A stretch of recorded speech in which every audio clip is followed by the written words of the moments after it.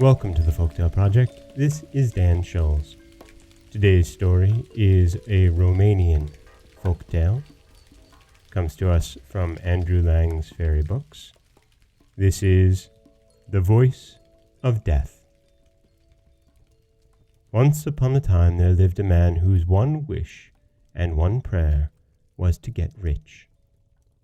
Day and night he thought of nothing else, and at last his prayers were granted, and he became very wealthy.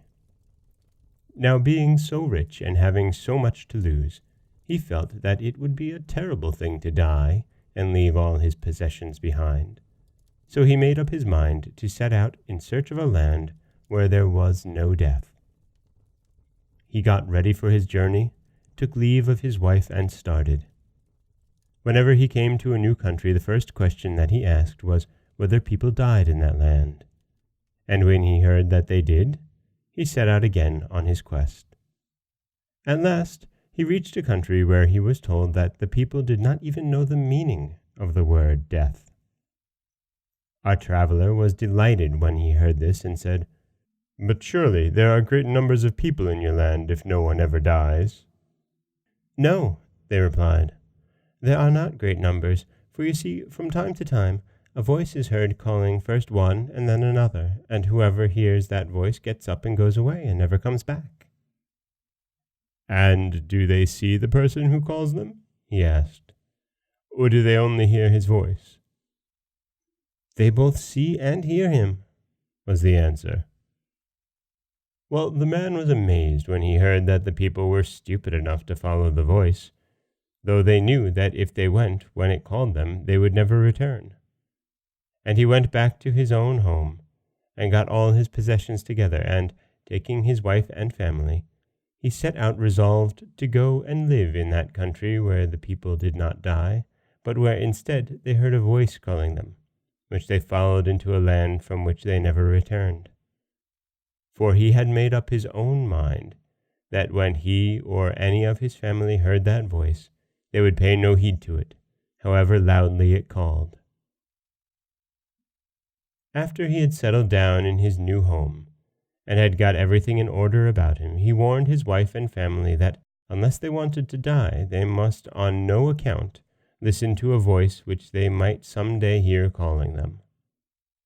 For some years everything went well with them, and they lived happily in their new home. But one day, while they were all sitting together around the table, his wife suddenly started up, exclaiming in a loud voice, "I'm coming! I'm coming!" And she began to look around the room for her fur coat. But her husband jumped up, and taking firm hold of her by the hand, held her fast and reproached her, saying, "Don't you remember what I told you? Stay where you are unless you wish to die." "But don't you hear that voice calling me?" she answered. "I'm merely going to see why I'm wanted. I shall come back directly." So she fought and struggled to get away from her husband, and to go where the voice summoned. But he would not let her go, and had all the doors of the house shut and locked. When she saw that he had done this, she said, "Very well, dear husband, I shall do what you wish and remain where I am." So her husband believed that it was all right, and that she had thought better of it, and had got over her mad impulse to obey the voice. But a few minutes later, she made a sudden dash for one of the doors, opened it, and darted out, followed by her husband. He caught her by the fur coat and begged and implored her not to go, for if she did, she would certainly never return. She said nothing, but let her arms fall backwards, and suddenly bending herself forward, she slipped out of the coat, leaving it in her husband's hands. He, poor man, seemed turned to stone as he gazed after her, hurrying away from him, and calling at the top of her voice as she ran, "I'm coming! I'm coming!" When she was quite out of sight, her husband recovered his wits and went back into his house, murmuring, "If she is so foolish as to wish to die, I can't help it. I implored her to pay no heed to that voice, however loudly it might call."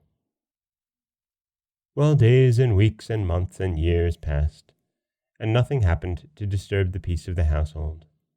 But one day the man was at the barber's as usual, being shaved. The shop was full of people, and his chin had just been covered with a lather of soap, when suddenly, starting up from the chair, he called out in a loud voice, "I won't come! Do you hear? I won't come!" The barber and the other people in the shop listened to him with amazement. But again, looking towards the door, he exclaimed, "I tell you once and for all, I do not mean to come, so go away." And a few minutes later, he called out again, "Go away, I tell you, or it will be the worse for you. You may call as much as you like, but you will never get me to come." And he got so angry that you might have thought that someone was actually standing at the door tormenting him. At last he jumped up and caught the razor out of the barber's hand, exclaiming, "Give me that razor, and I'll teach him to let people alone for the future. Give me that razor, and I'll teach him to let people alone for the future." And he rushed out of the house as if he were running after someone, whom no one else saw. The barber, determined not to lose the razor, pursued the man, and they both continued running at full speed till they had got well out of the town, when all of a sudden the man fell head foremost down a precipice and was never seen again. So he too, like the others, had been forced against his will to follow the voice that called him.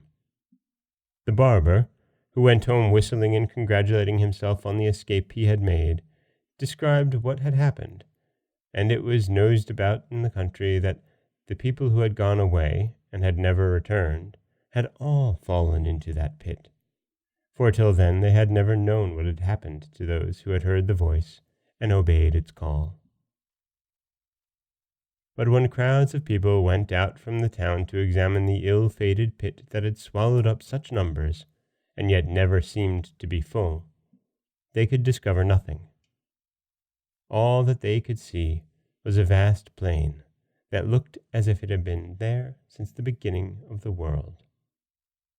And from that time, the people of the country began to die like ordinary mortals all the world over. And that is the Romanian folktale of the Voice of Death, captured for us by Andrew Lang. This is Dan Scholes for the Folktale Project. Don't forget that you can subscribe to the podcast on Apple Podcasts, Stitcher, Google Play, Overcast, anywhere that you like to get your podcasts. You can follow us on Twitter at Folktale Project. You can find us on Auto Radio and TuneIn Radio and iHeartRadio. And you can always head over to folktaleproject.com, where you'll find a new story waiting for you every weekday morning. Thanks for listening.